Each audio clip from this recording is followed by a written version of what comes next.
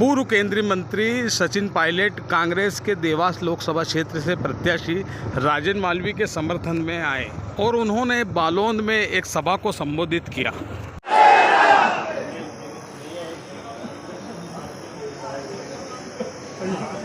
एक नारा मेरी तरफ से लगाना, देव नारायण भगवान की मांगने के लिए, समर्थन मांगने के लिए, क्योंकि ये चुनाव पूरे देश का चुनाव है। पूरे मुल्क में सब लोग अपने मत का सदुपयोग करेंगे, नई सरकार का निर्माण होगा और हर बार जो सरकार बनती है जनता के वोटों से बनती है। लेकिन मुझे दुख है कहते हुए कि इन 10 सालों में भाजपा की सरकार ने दिल्ली में बैठकर जिस प्रकार का शासन दिया है, अच्छा आप लोग मुझे बताओ, बीजेपी की सरकार और बीजेपी की जो धाक थी उसमें कुछ कमी आई है कि नहीं आई है? आप लोग बताओ। आप देख रहे हो जो तेवर थे, जो भाषण थे, उसमें कमी आई है, चमक में कमी आई है। और पहले चरण का चुनाव देश में हो चुका 102 सीटों के ऊपर।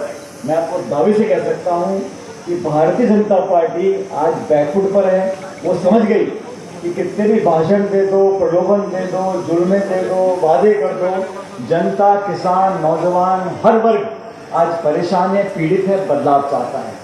ये बदलाव के लिए लोग चुनाव में वोट डाल रहे हैं। और मध्य प्रदेश में भी हमने मालवीय साहब को टिकट दिया है, पूरी पार्टी ने आप सबके भरोसे पर दिया है। 36 कौम के लोग, सब लोग मिलकर इनको अपना आशीर्वाद दें, इनको संसद में भेजें, ये आग्रह करने के लिए आज मैं आपके बीच में आया हूँ। बिल्कुल सही कहा संध्या साहब ने, जब भी पार्टी के लिए कुछ काम करते हैं या किसी की मदद करते हैं, एक फूटी कौड़ी किसी से लेते नहीं हैं। और आज सब काम छोड़कर भी हमारे बीच में आपसे आग्रह करने के लिए आए हैं, क्योंकि इनका परिवार एक संस्कारिक परिवार है, कांग्रेसी परिवार है। और इस प्रतिबद्धता के बीच हमारे बीच हम सब लोग आपके बीच में आए हैं। मैं बहुत लंबी बात नहीं बोलूँगा क्योंकि हम लोगों को वापस इंदौर जाना है, लेकिन ये 2-4 बातें मैं जरूर कहूँगा आपके बीच में। जब सरकारें बनती हैं तो बड़ी उम्मीद से बनती हैं और जनता का हर निर्णय हमारे सर माथे पर है। हम चाहे हारे हैं चाहे जीतें, जब भी किसी पार्टी की सरकार बनती है प्रदेश देश में, तो हर व्यक्ति सोचता है कि अब कुछ नया होगा, वादों को पूरा किया जाएगा।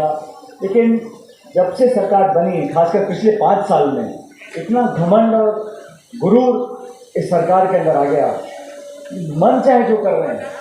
किसान के खिलाफ काले कानून बना रहे हैं, नोटबंदी कर रहे हैं, जीएसटी लागू कर रहे हैं, मुख्यमंत्रियों को जेल में भेज रहे हैं, संवैधानिक संस्थाओं को नीतिगत तरीके से कमज़ोर करने का काम कर रहे हैं।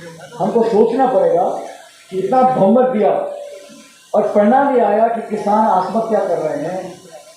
किसान को खरीद के लिए कानून बनाने का वादा किया था, उन्होंने तो किया ही 10 साल में। लेकिन कांग्रेस ने कमिटमेंट किया है, हमारी गारंटी है कि हम सरकार बनाने के बाद एमएसपी पर कानून बनाएंगे, ताकि काला बाजारी करने वाले लोग, बिचौलिए जो हैं, जमाखोर जो लोग हैं, उनकी दुकान बंद करें और किसान के हाथ में पैसा आए।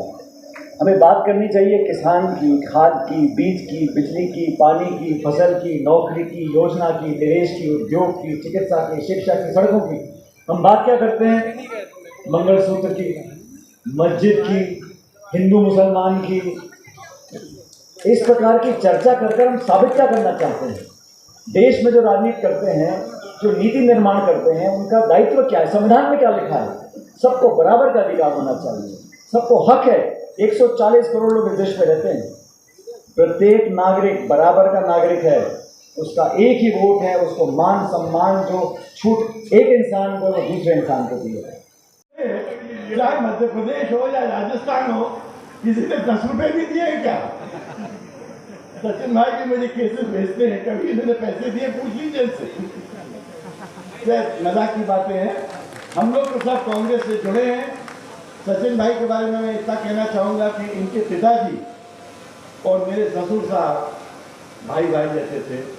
मैं सचिन जी को उस वक्त से देख रहा हूँ, कभी पढ़ते थे, और जब मैं महाधिवक्ता था तभी ये लौट के आए थे। पिताजी के मिलते नहीं है, ये सुबह 8 बजे जब फोन कर तो मेरा कई बार हमारी बात होती है, हारून भाई मैं तो देवास आ गया। 2 लाख रुपया तक का केसीसी लोन हाथ को पंजो माफ करो, राजन मालवीय सांसद बने तो ध्यान रखी लो जो बात। अच्छा कितना पूछ लेना इनसे, अभी मैं चला जाऊँ उसके बाद बात करते हैं तो जैसे खाने को दौड़ते हैं, सही है कि गलत? प्रभारी मंत्री के हाथ में होता है कि एक दो लोग अपॉइंट कर सकते हो कि ये बैठ जा वो बैठ जा। तो ये आदरणीय राजानी जी बैठ गए, तो कह रहे ये कैसे बैठा ये कैसे बैठा। मैंने कहा ये क्या होता, आप बोलो तमीज से बोलो। तो मैंने उनसे कहा, निवेदन किया कि हम ये सभ्य लोग बैठे हैं, थोड़ा सलीके से बात करें तो ज्यादा अच्छा है। खड़े होकर और बोलने लगे मैं जज हूँ। मैंने कहा जज हो तो क्या गाली गलौज करोगे, क्या करोगे आप? तो वो वीडियो देख लिया होगा आप लोगों ने। अरे किना किना देखो, हाथ ऊंचो करो। हम अगर समझ में आनी चाहिए कि वो कई बात करी हो रहा, बाकी ठीक कर दे वाली ना। हाँ, तो एक तरफ भी जिनके रेते का प्रेशर का कहीं दो चार केस था थाना में, कहीं सरपंच था तो थोड़ा घपलो कर लियो, ऐसा लोग में विपक्ष में तो काम कर ही नहीं सकता है। तो भगवान इनको भलो करा, पर इसको तुम्हारे भरोसा दिले गई पाछा आप कांग्रेस में नहीं आने दूंगा, ध्यान रखिए लोग।